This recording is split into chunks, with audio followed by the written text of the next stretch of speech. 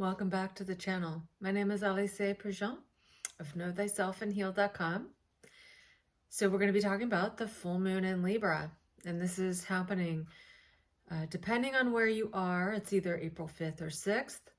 So it's April 5th at 9:34 p.m. in Pacific Standard Time, and in Eastern Standard Time is happening at 12:34 a.m. on April 6th.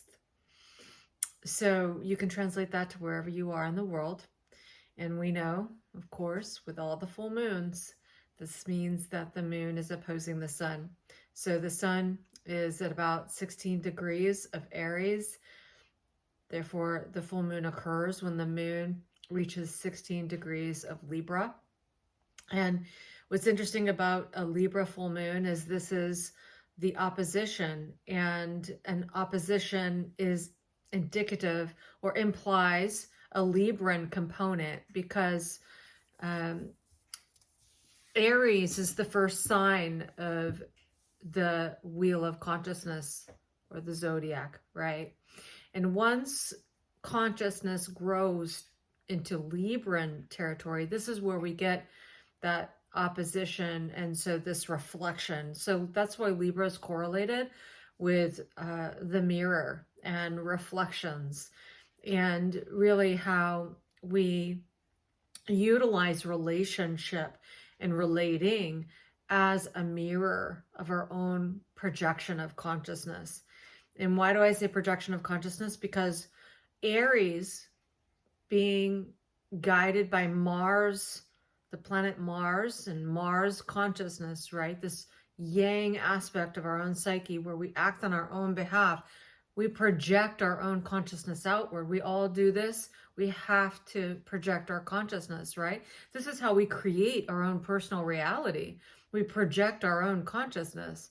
So once we've psychologically developed into this Libran consciousness, this is where we actually utilize relating, how we relate to others, how others relate to us, as a mirror of our own projection of consciousness. And we can actually utilize this so that we can see ourselves, so that we can self-reflect on how we're projecting our consciousness. And are there any ways that we would like to really consider what it is that we're attracting to us based on what's being reflected, right? This is a Venusian component. Remember that Venus is the planetary guide to Libra, as well as to Taurus consciousness, where Taurus, it's the inner side of Venus, right? So this is consciousness moving inward, and this Venusian quality that we have, it's the internal Venus, right? And then as we develop that internally, right, then with Libra, it's the yang form of Venus. And so we attract based on the inner dimension, so we attract relationships to us. We attract things that we see as the outside world that help us and assist us to see ourselves and to see how well it's matching our Venusian, our inner side of Venus, this Venusian consciousness that we're cultivating, right? And the way that I've been seeing it lately that I think could be helpful for other people is that with recognizing that Aries is our projection of consciousness, and therefore it seeds our reality, right?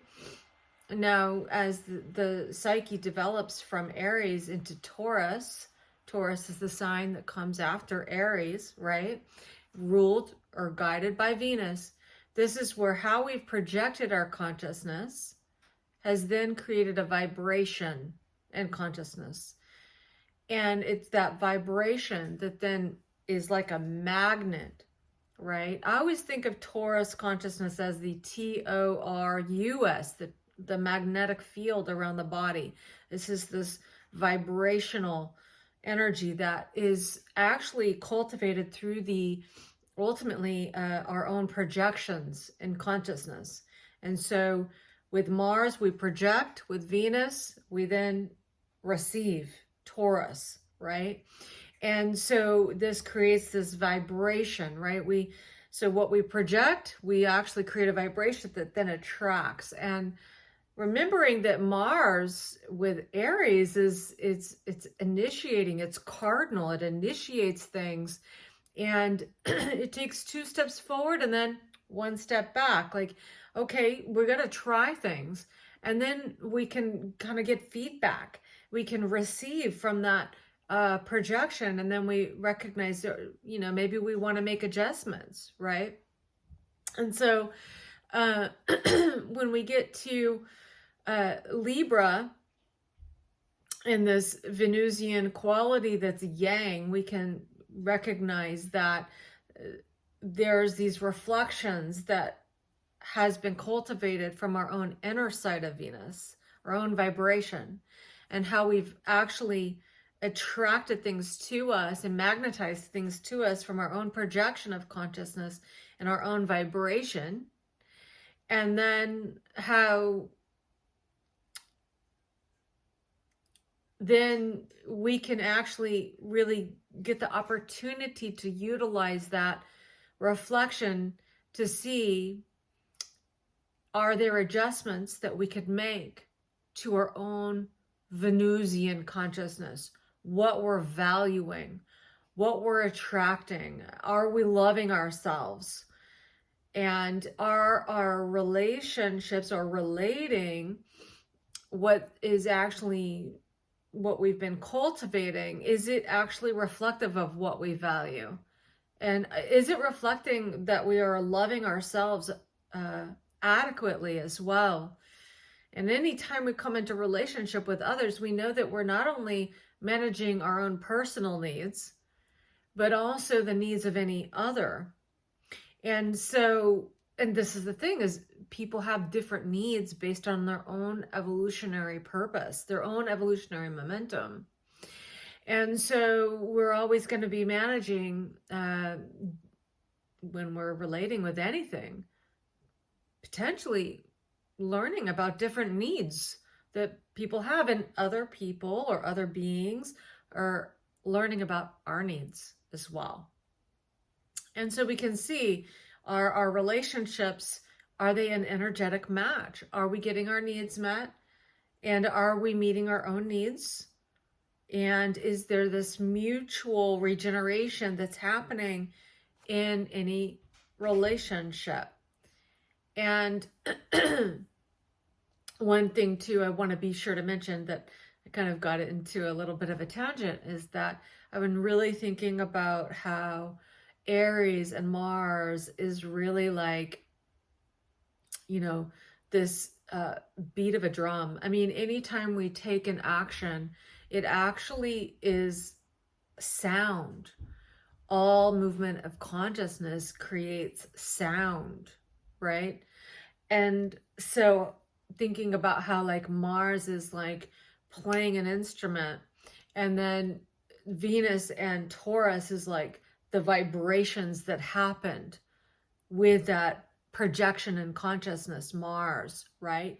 And then that vibration that happens within the body as we move and actually have momentum and consciousness as we take action. It's literally signatures in our own energy field, right?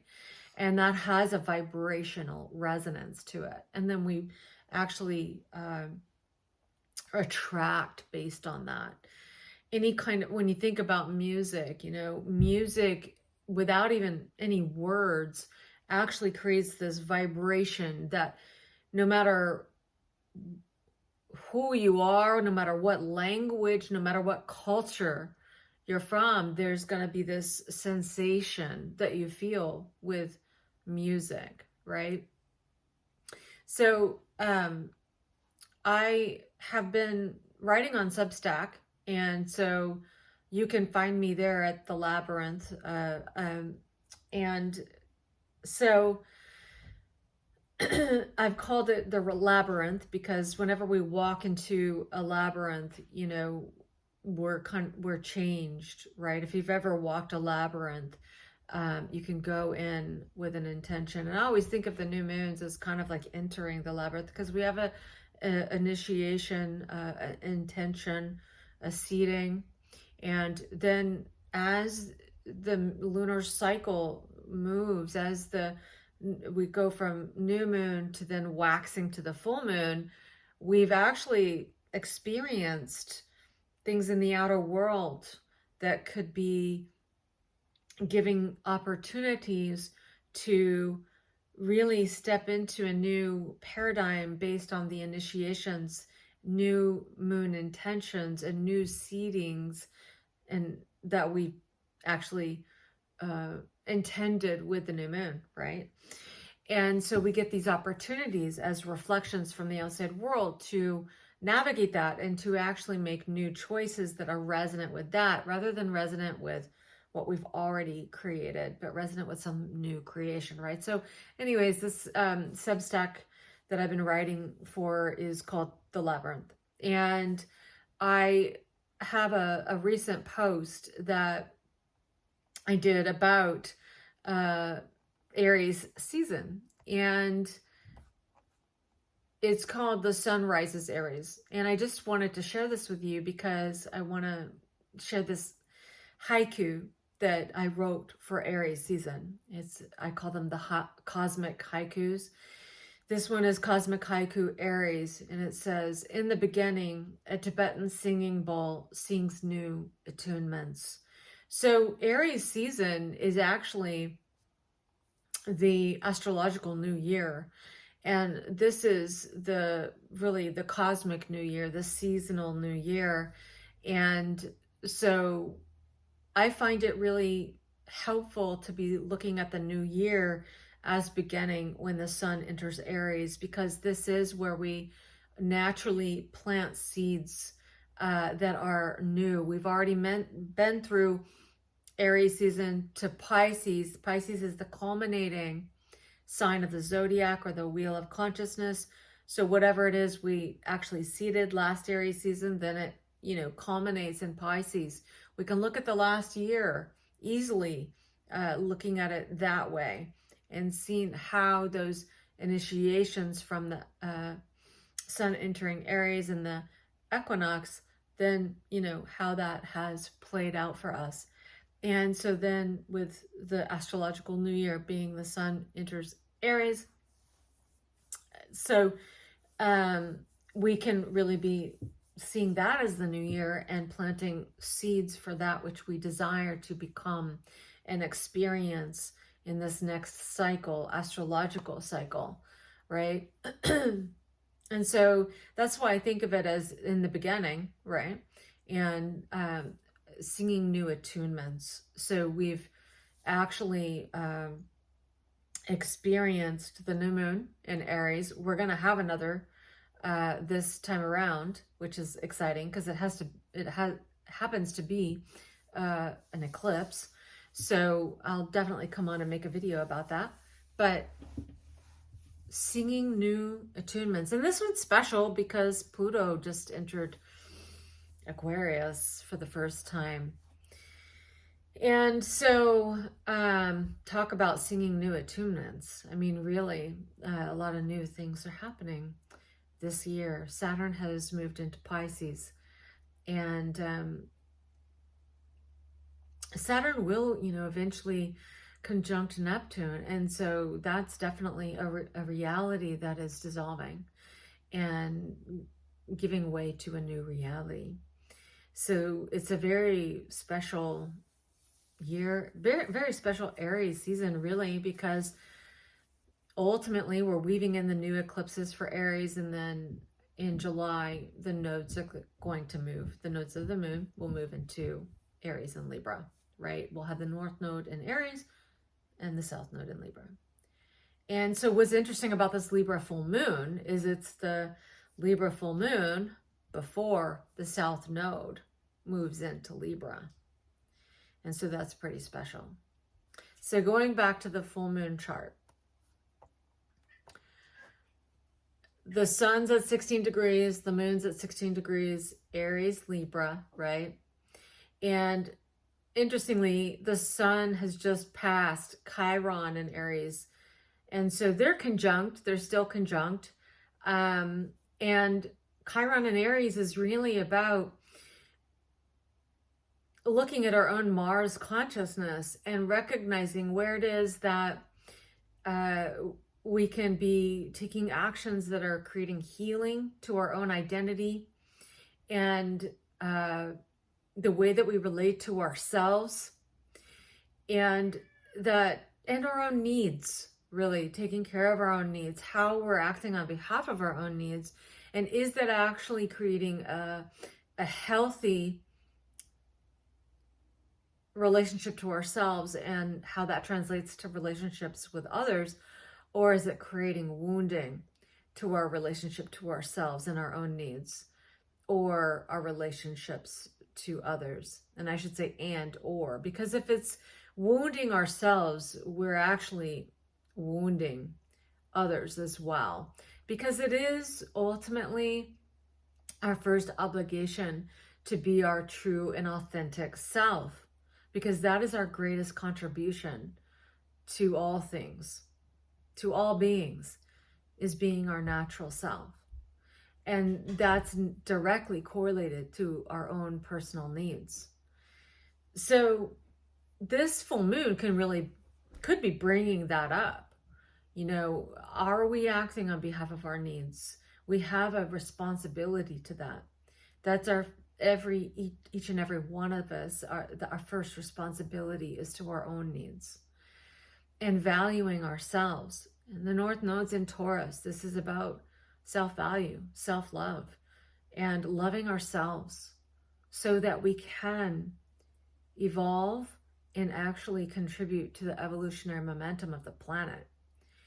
And so we really have to be in alignment with our natural self.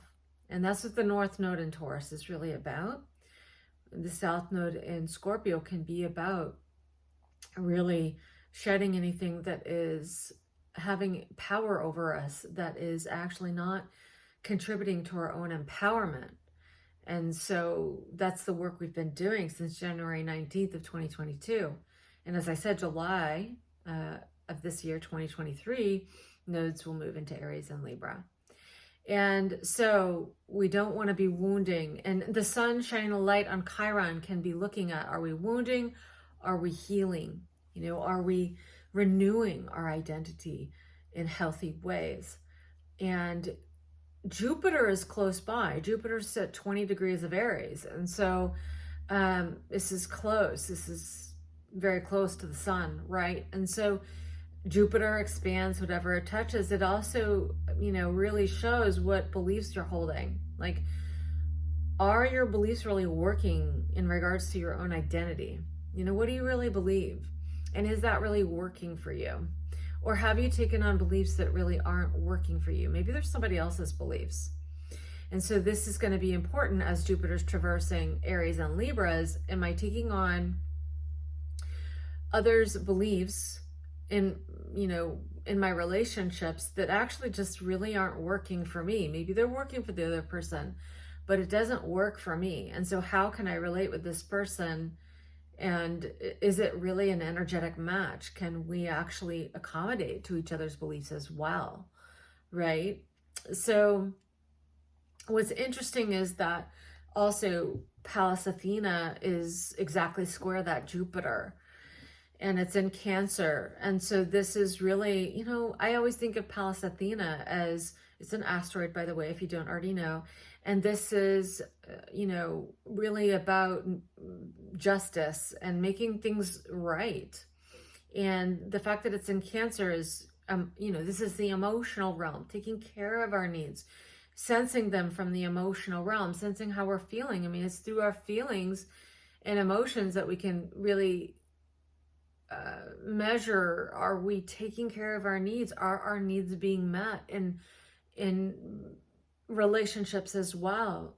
Is this working for both parties emotionally? And are we feeling satisfied? You know, are we feeling fed in our relationships? First and foremost, our relationship to ourselves, and then of course how that translates in relationships with others, right?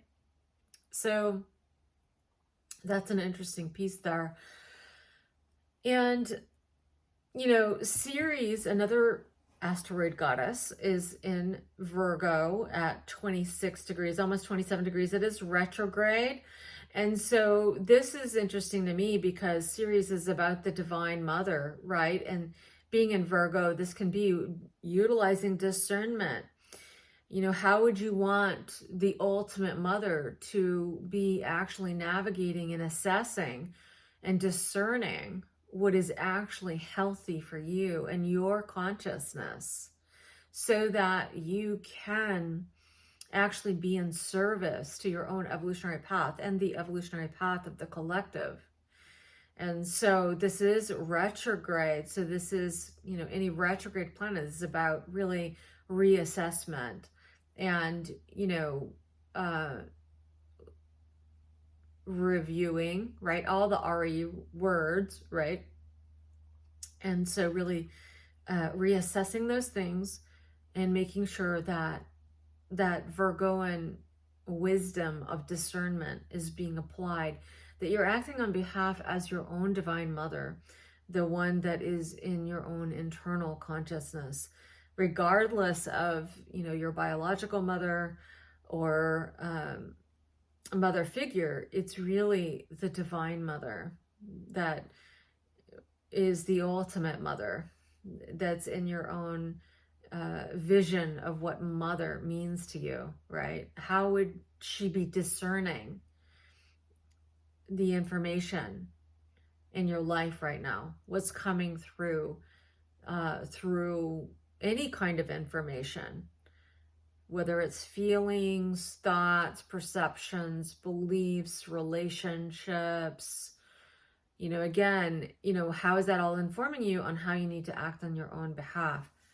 Now, the guide to this particular full moon is Venus, and it's at 24 degrees of Taurus. And so it's in its own sign. It's passed over the North Node, Uranus, and even Juno and another asteroid goddess. So, this is about devotion to your own needs, your own desires, your own vibration, any insights that you could be getting in regards to that. And, remember, Mercury is in Taurus. It's at 3 degrees conjunct the North Node at 4 degrees of Taurus.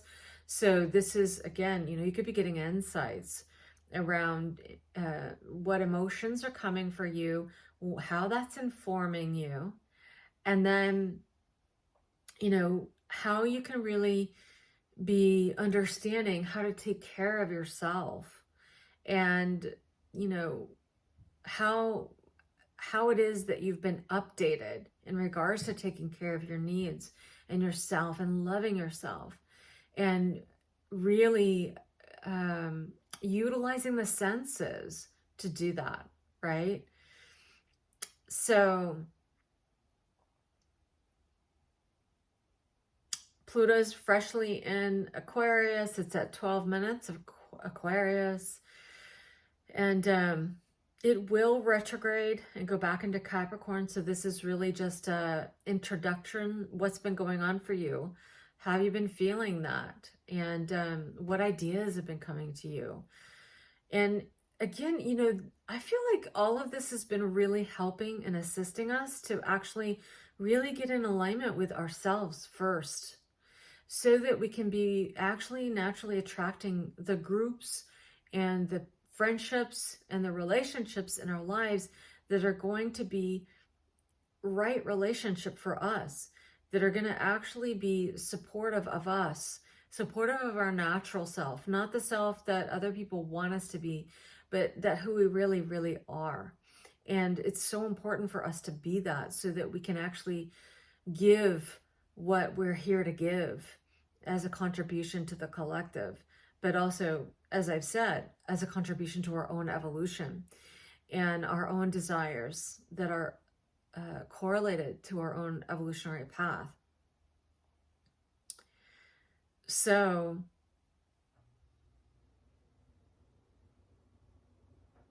you know, really, as we've had a lot of action in Aries, we really want to just be sure that we're holding beliefs that support us.